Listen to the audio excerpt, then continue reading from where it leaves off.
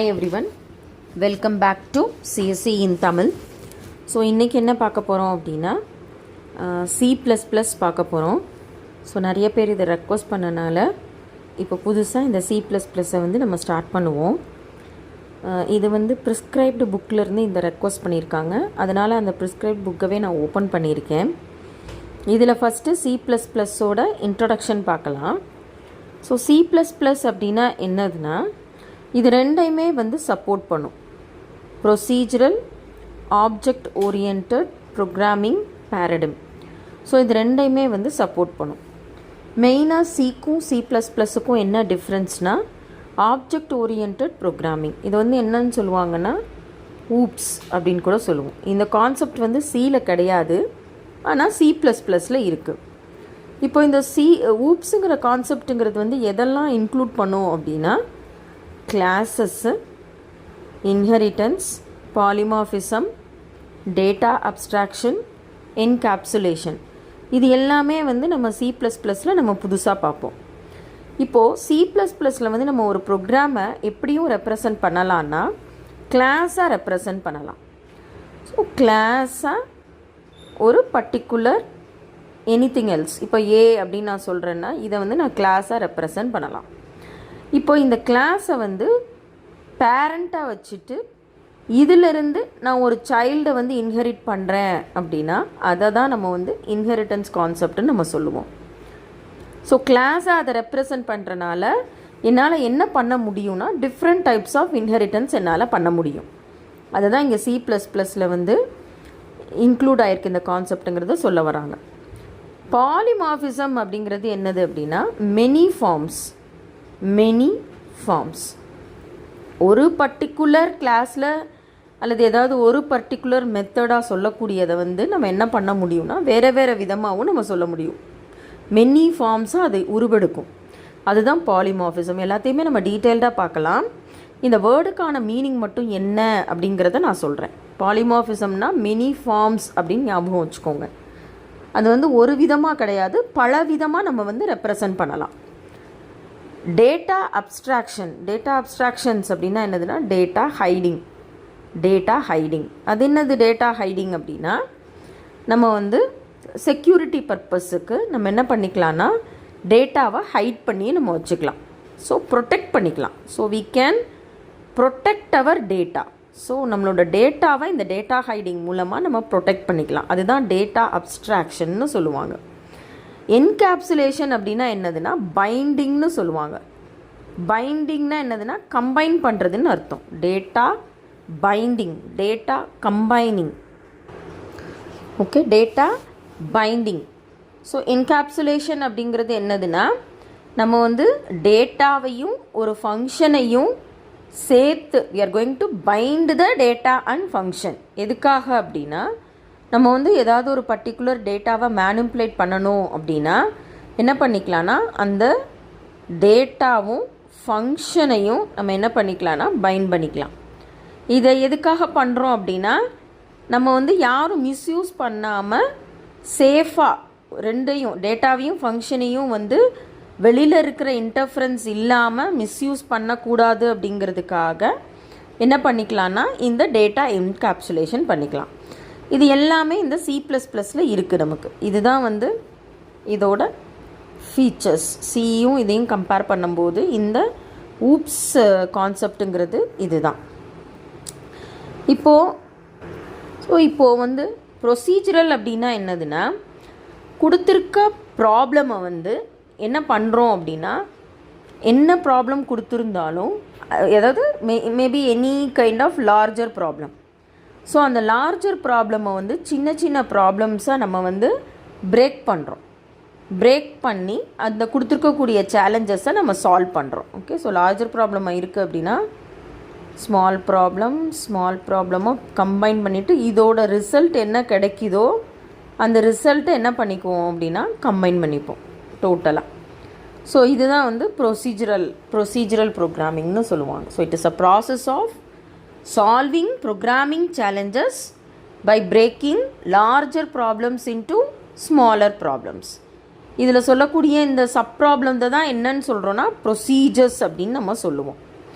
இந்த மாதிரி இது சப்போர்ட் பண்ணுறதுனால தான் இதை நம்ம என்னன்னு சொல்கிறோன்னா ஹைப்ரிட் லாங்குவேஜஸ் அப்படின்னு நம்ம சொல்கிறோம். ஹைப்ரிட் லாங்குவேஜ் அப்படின்னு சொல்கிறோம் C++. ஸோ C++-ஐ வந்து ஹைப்ரிட் லாங்குவேஜ்னு சொல்லுவோம். இன்னொன்று ஹை லெவல் லாங்குவேஜ் அப்படின்னும் நம்ம சொல்லுவோம். ஹை லெவல் லாங்குவேஜ் அப்படின்னு சொல்லுவோம். ஏன் இது அப்படி சொல்கிறோம்? நமக்கு வந்து வேறு small low level language, mid level language, assembly language அந்த மாதிரிலாம் இருக்கா அப்படின்னா ஆமாம் இருக்குது. அதெல்லாம் கம்பேர் பண்ணும்போது இந்த ஹை லெவல் லாங்குவேஜ்ங்கிறது என்னது அப்படின்னா சிம்பிள் இங்கிலீஷ். ஸோ ரொம்ப சிம்பிள் இங்கிலீஷில் வந்து நம்மளால் வந்து C++ல் ஒரு கோடிங்கை நம்ம எழுத முடியும். லோ லெவல் லாங்குவேஜ் அப்படின்னா லோ லெவல்னால் என்னதுன்னா அதுக்கு புரிஞ்ச மொழியிலே நம்ம பேசுகிறது. இப்போ ஆக்சுவலாக சிஸ்டம்க்கு வந்து என்ன புரியும்? 0s and 1s தான் புரியும். அதுதான் அதோட மதர் டங்.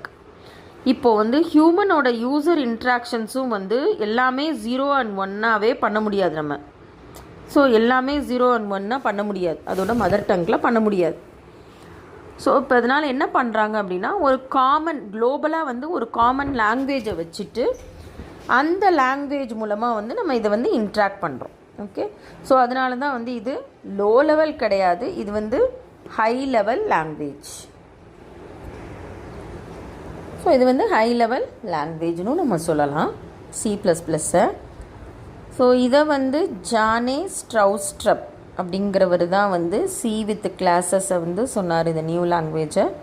இந்த வேர்டை வந்து C++ங்கிறத வந்து யார் காயின் பண்ணா அப்படின்னா ரிக் மஸ்டி அப்படின்றவர் தான் வந்து காயின் பண்ணார்.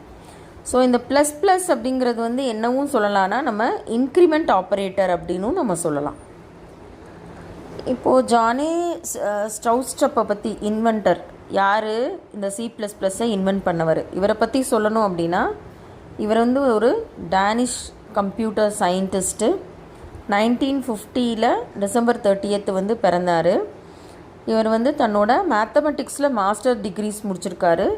அது மட்டும் இல்லாமல் கம்ப்யூட்டர் சயின்ஸ்லேயும். எப்போது 1975 ஆர்கஸ் யூனிவர்சிட்டி டென்மார்க்கில் வந்து பண்ணியிருக்காரு. அது மட்டும் இல்லாமல் 1979 வந்து அவர் PhD-யே முடிச்சிருக்கிறார் கேம்பிரிட்ஜ், இங்கிலாண்டில். ஸோ இவர் தான் வந்துட்டு என்னதுன்னா இன்வென்டர் ஆஃப் C++. இவர் தான் இன்வென்டர் ஆஃப் C++. ஹிஸ்ட்ரியை பற்றி சொல்லணும் அப்படின்னா இதை எங்கே வந்து தயாரித்தாங்கன்னா AT&Tங்கிற பெல் லெபார்ட்ரியில் 1979 வந்து இதை வந்து க்ரியேட் பண்ணாங்க. இது எதெல்லாம் வந்து இன்ஃப்ளூயன்ஸ் ஆச்சு அப்படின்னா BCPL, ADA, ML, CLU, ALCOL 68 இது மாதிரி இன்னும் மென்மேலும் பல லாங்குவேஜஸை வந்து இன்ஃப்ளூயன்ஸ் பண்ணுச்சு இந்த C++. அது மட்டும் இல்லாமல் 1983 வந்து இதை வந்து new C and then C with classes அப்படின்னும் சொல்லியிருக்காங்க. அதுக்கப்புறம் தான் வந்து 83 பார்த்தீங்கன்னா இதுக்கு வந்து என்ன பேர் வந்துச்சு அப்படின்னா C++ அப்படிங்கிறத வந்து இந்த ரிக்குங்கிறவர் வந்து டேர்மை வந்து காயின் பண்ணார். ஓகே, ஸோ நம்ம ஏற்கனவே இந்த சிக்கும் C++க்கும் உள்ள மெயின் டிஃப்ரென்ஸான இந்த ஊப்ஸ் கான்செப்ட் தான் வந்து one of the main benefit அப்படின்னும் சொல்லியிருக்காங்க. அண்ட் தென் இது வந்து ரொம்ப பவர்ஃபுல். ஏன் அப்படின்னாக்கா இதில் நம்ம என்னெல்லாம் ஹேண்டில் பண்ணுறோன்னா GUI application, 3D graphics, real டைமாக நம்ம கேம்ஸ் ப்ரொடியூஸ் பண்ணுறது, exception handling and then function overloading. இது எதுவுமே அங்கே Cயில் கிடையாது. பட் நம்ம வந்து என்ன பண்ணுறோம் அப்படின்னா C++ல் வந்து நம்ம பார்க்குறோம். C++ல் இது வந்து ஒரு ஜஸ்ட் இன்ட்ரடக்ஷனு, இவ்வளோ நேரம் பார்த்தது. இது வந்து நம்ம Cயில் பார்த்த மாதிரியே வந்து character set and then lexical units, identifier, keyword எல்லாமே அதே மாதிரி தான் இருக்கும். Cயில் பார்த்த மாதிரியே தான், மோஸ்ட் ப்ராபப்ளி ஒன்றா தான் இருக்கும். மேஜராக பெருசாக சொல்லக்கூடிய டிஃப்ரென்சஸ் எதுவும் இருக்காது. இப்போது நமக்கு வந்து ஏற்கனவே நமக்கு தெரியும் கேரக்டர் செட் அப்படின்னா என்னதுன்னு.